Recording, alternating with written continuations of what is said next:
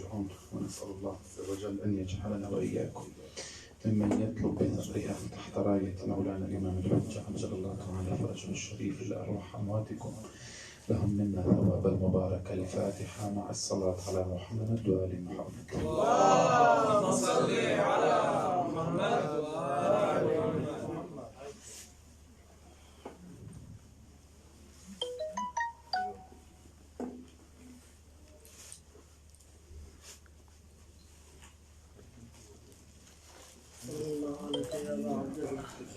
بسم الله الرحمن الرحيم.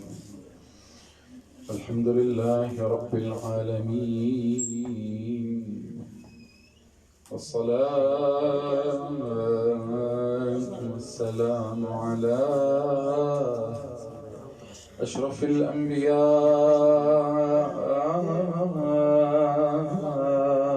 والمرسلين، سيدنا ونبينا وشفيع ذنوبنا أبي القاسم المختار محمد. اللهم صل على محمد وآل محمد. صلى الله عليك يا مولاي وابن مولاي يا أبا عبد الله، وعلى الشهداء بين يديك. صلى الله عليك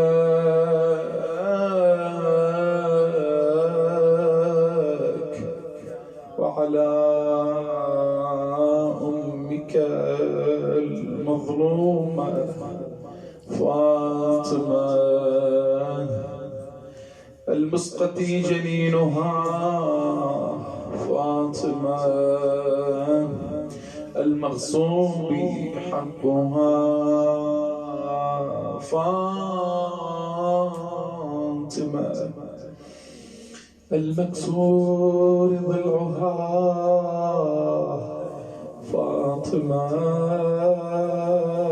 محمرة العين، فاطمة يا ليتنا كنا معكم سعادتي فنفوز فوزا عظيما.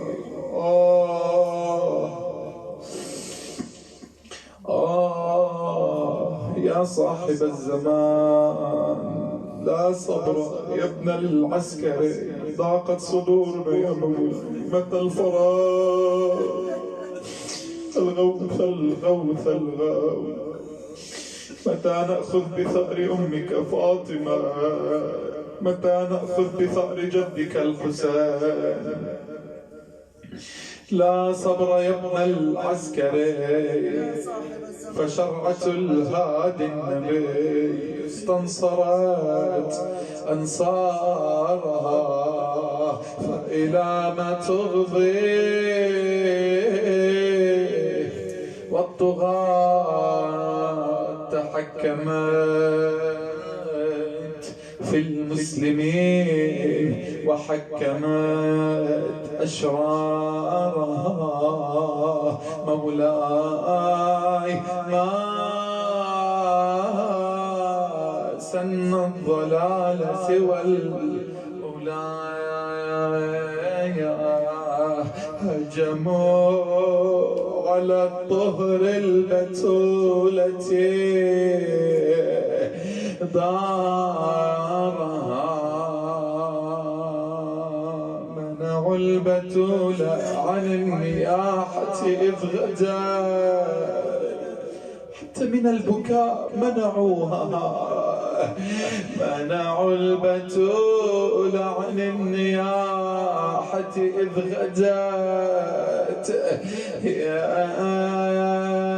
تبكي أباها ليلها ونهايا.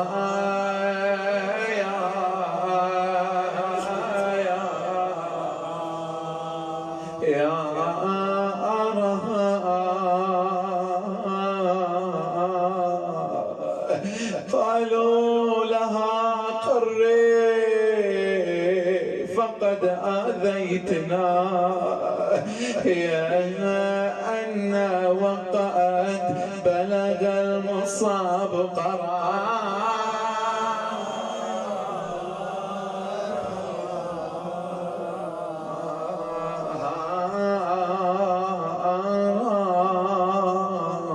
يا مؤمن ماذا فعلوا جمعوا على دار النبي حطبا وأوقذت الضغائن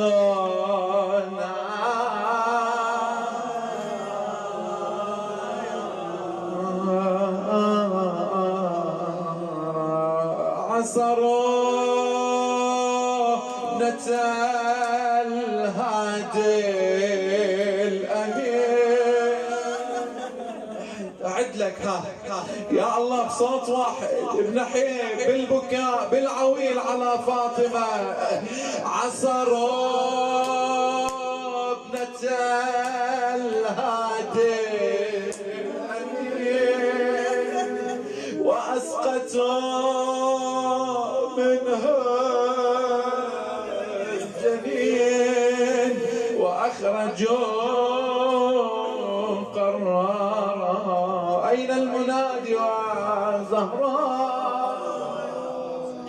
فأسقطت بنت النبي وحزنا جنينها ذلك المسمى محسنا جنينها ذلك المسمى أجركم الله وقع المحسن سلام الله عليه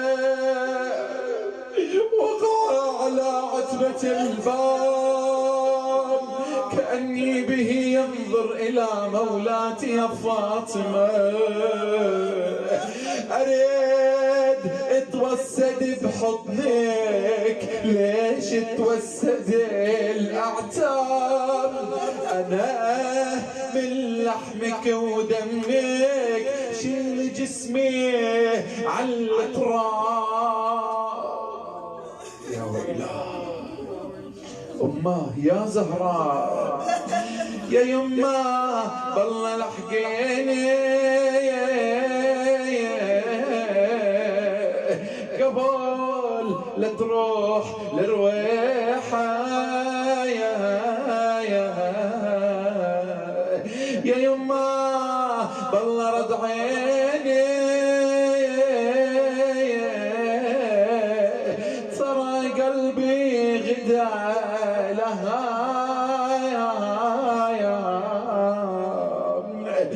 ونزيف الراس يا أمي بهالظما توقفينا وجسمي هشم قبالك يا يمه ما تشوفينا وكأني بها تجاوب المحسنها ماذا تقول سلام الله عليها أنا مو بيدي سقت لك بلا رحمة ولا رأفة أنا لا عندي جلد أصنع لك من مهجتي لفة يكفي العتب يا وليدي ترى قلبي من عتابك ذا ولدي شلون عيوني تشوفك شلون عيوني تشوفك وراسي من اللطمة دار شلون احملك يا ابني وجسمي من العصر منار شلون من الصدر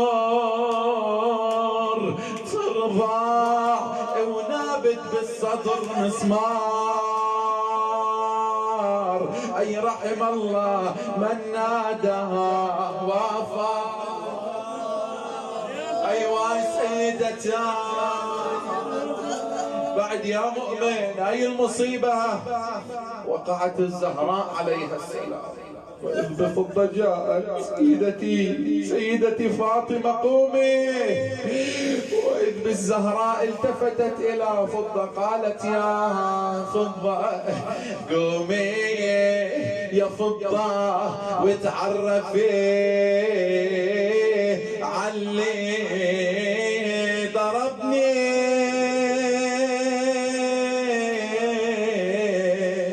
واني بين الباب والحايط عصرني ضلعين مني تكسروا في وسط بطني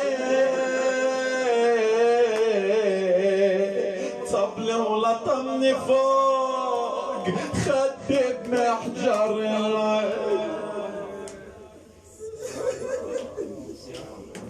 قال سليمان قلت يا سلمان هل دخلوا ولم يكن استئذان؟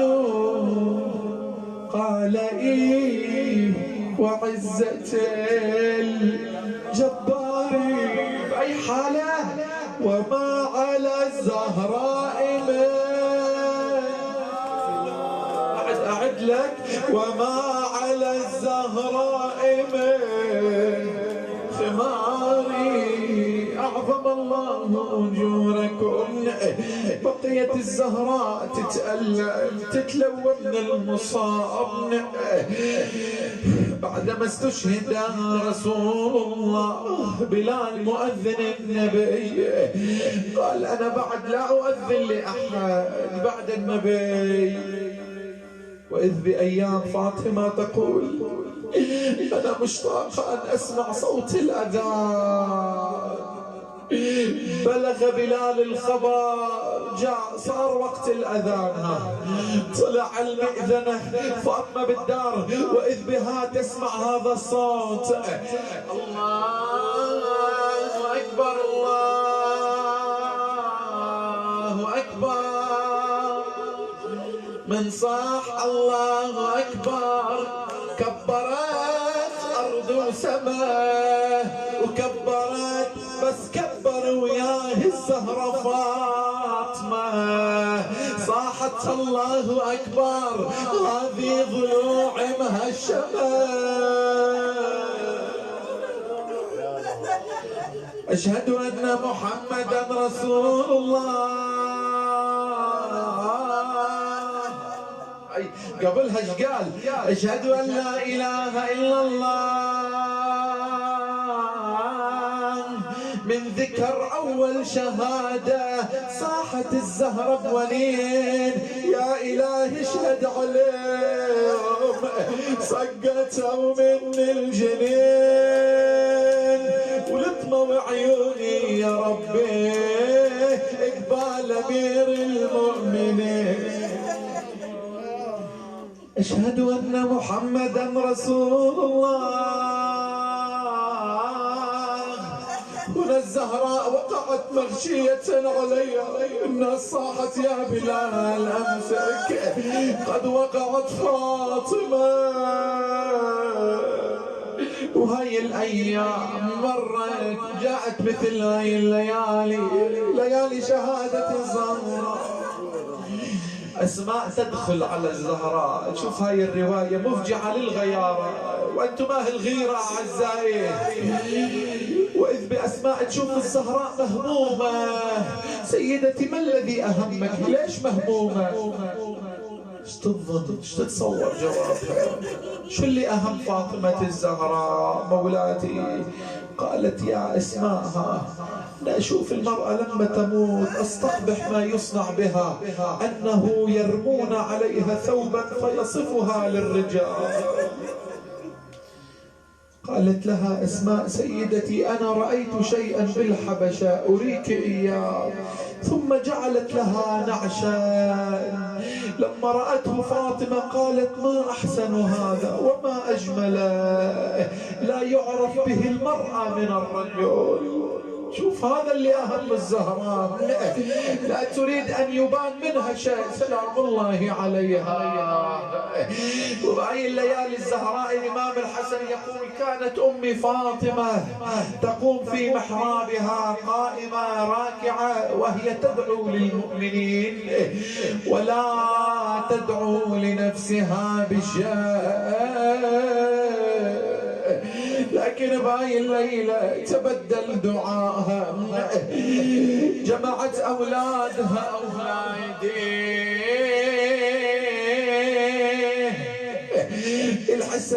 الحسين زينب أم كلثوم مجتمعين حول الزهراء سلام الله عليها.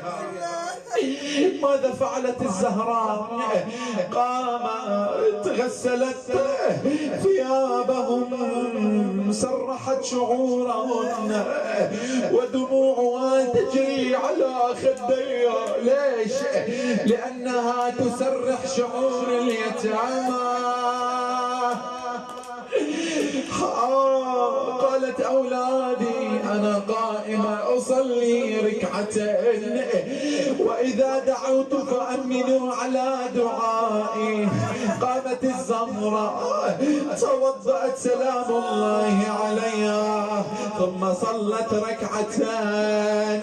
قالت أولادي ارفعوا يديكم بالدعاء.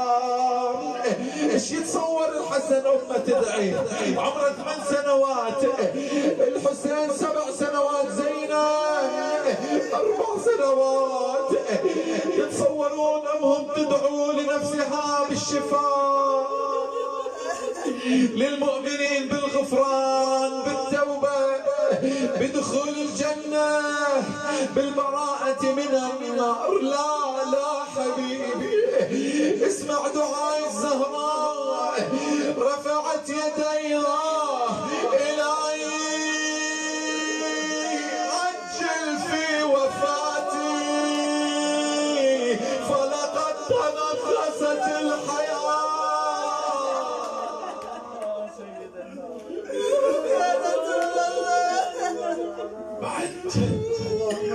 ما هذا الدعاء؟ الزهراء بعثت زينب أم كلثوم راحوا لدور بني هاشم. الحسين طلعوا مع أمير المؤمنين. اسماء أنا داخل حجرتي ناديني إن أجبتك وإلا فاعلمي بأنني لاحقة بربي. أسماء وقفت على الباب وإذ بها تسمع هذا السلام: وعليكم السلام يا ملائكة ربي. يا الله جهزوا أنفسكم لهذه المصيبة. وعليك السلام يا جبرائيل، وعليك السلام يا عزرائيل، وعليك السلام يا ملك الموت. ثم سكن أنينها وخمدت أنفاسها. فتحت الباب أسماء وإذا بالزهراء ممددة واضع الرداء على وجهها. دخلت أسماء وهي تنادي: يا فاطمة أبلغي أباك مني السلام. ثم كشفت الرداء: آجركم الله، أين المنادي؟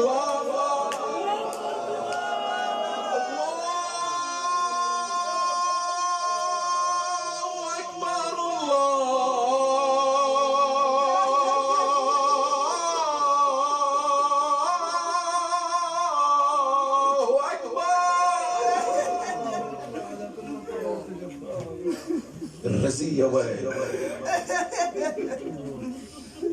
دخل الحسن. دخل يا حسين. يشوفون أسماء تبكي. أسماء صار على أمنا شيء. أسماء ما نسمع صوت أمنا كانت موجوعة، ندخل نسمع بكاء، نسمع ولدها. إن شاء الله طابت أمنا، ليش ما نسمع صوتها؟ قالت أمنا نايمة. لا هذا ليس وقت نومها. افتح الباب. دخل الحسن، رمى بنفسه على يدي أمه يقبلها ينادي أمه كلميني. ما سمع جواب. أمه كلميني. بالمرة الثالثة صاح كلميني قبل أن تصعد روحي من بدني. الحسين عند رجلي يمه يقبلها يقول له يمه أنا فلخك الحسين كلميني. يمه بقينا من بعدك يتامى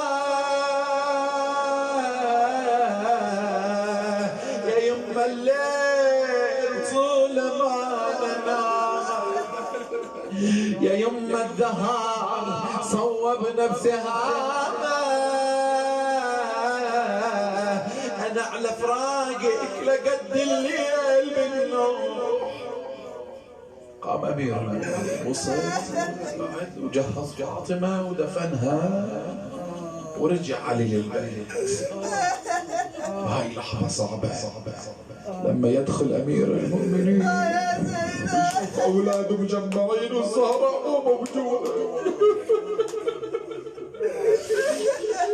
هي أصعب اللحظات على الرجل لما يدفن زوجته ويأتي إلى داره ويرى أولاده يتامى. ولن حيدار دخل الدار ينادي حبايبتي وينه عقبها من كسر ظهري تعالوا لي يا ولادي من ريحتكم تذكر ريحة بابعة الهادي يا زينب قربي مني وينك يا بعد عمري. وجن الليل بعد أبي أتي معاه وأسألكم الدعاء. زينب ماذا تريدين؟ أريد أن أزور قبر أمي. خرجت زينب وصلت للقبر جلست على قبر أمها. شوف الدنيا ظلام الليل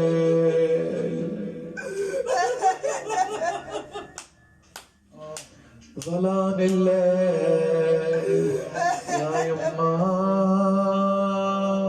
ما تتحمل الأيتام.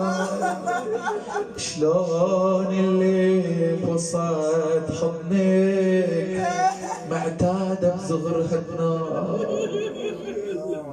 وين عيونك اللي كانت عليا بالعطف تنظر. وين قلبك الدافي اللي كان بمهجتي يشعر. وين كفوفك اللي كانت على خدودي بحنان تمر. فارقتيني وانا ادري جروح الفرقة ما تلتاح. بعد وين الحسن؟ أين تركتي الحسن؟ الحسن شفته بحزن جالس يا يما على باب الدار بيده يضرب ضلوعه يون ويسكب الأعبار. أكثر قربت منه شفت عينه على المسمار. قعدت مثله أصب دمعي وبصدري تشب لالا. وين الحسين؟ شخبرك عن أخويا حسين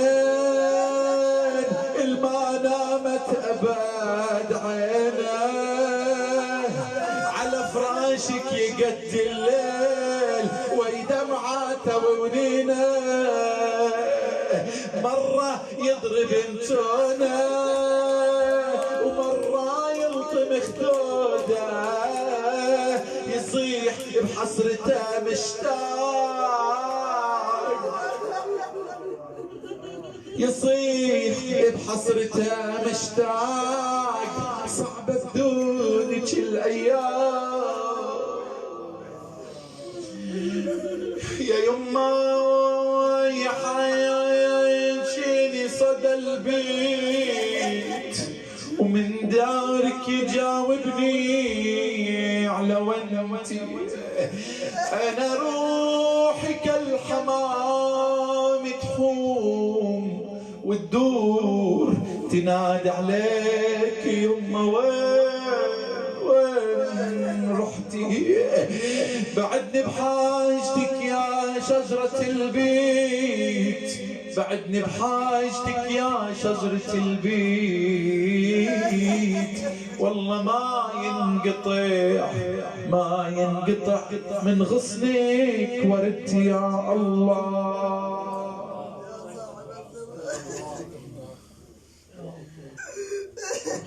نسألك وندعوك بمحمد وعلي وفاطمة والحسن والحسين والتسعة المعصومين من ذرية الحسين يا الله لما رحمتنا بظهور حجتك القائم المهدي دعاء الفرج جميعا اللهم كن لوليك صلواتك عليه وعلى